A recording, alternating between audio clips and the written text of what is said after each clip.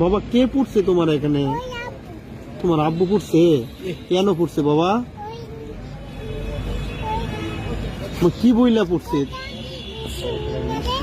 তুমি ব্যথা পাইছো না পড়ে সময়?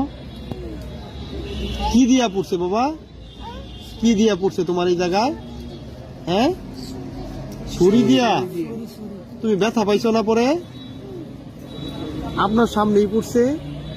ওরে নিয়ে ওই রুমে গেছে, যাওয়ার পরে শুনছিলাম ও কান্না করতেছে মাসে, এরপরে আর আবার শুনিনি। দরজা খুলতে বলছি আর খুলে নেই।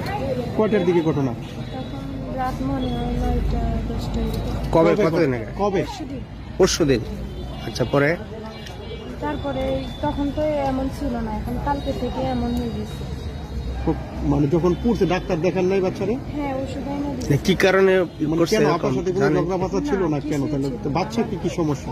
কোনো সমস্যা না, ও কথা না শুনলে ও এমন মারে। কথা না বললে কি? কথা না শুনলে মেয়েকে মারে ও। মেয়েকে মারে আপনার হাজবেন্ড? আগে পরে মারছে আরো? উনি কি কোনো মাথায় মানসিক সমস্যা আছে না উনি কোনো মাদকাসক্ত না? কি ঘটনাটা কি বলেন তো? সেটা জানি না, এর মনে মাথায় সমস্যা আছে। কি মারা?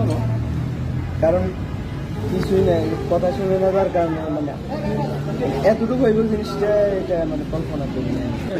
আঘাত আছে, মাথা আঘাত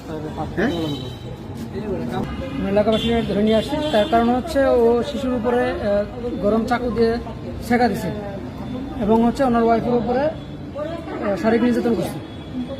ও সারাক্ষণ আমার বাসাতে থাকে। আমার বাসায় আমার মেয়ে আছে ছোটো, তার সাথে খেলাধুলা করে।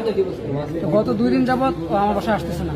না আসার কারণে আমি তাৎক্ষণিকভাবে আমার ওয়াইফ এবং আমার শ্বশুর আম্মা ছিল, তারা এটা তদারকি করছে যে আসলে ঘটনা কি, কেন আসতেছে না।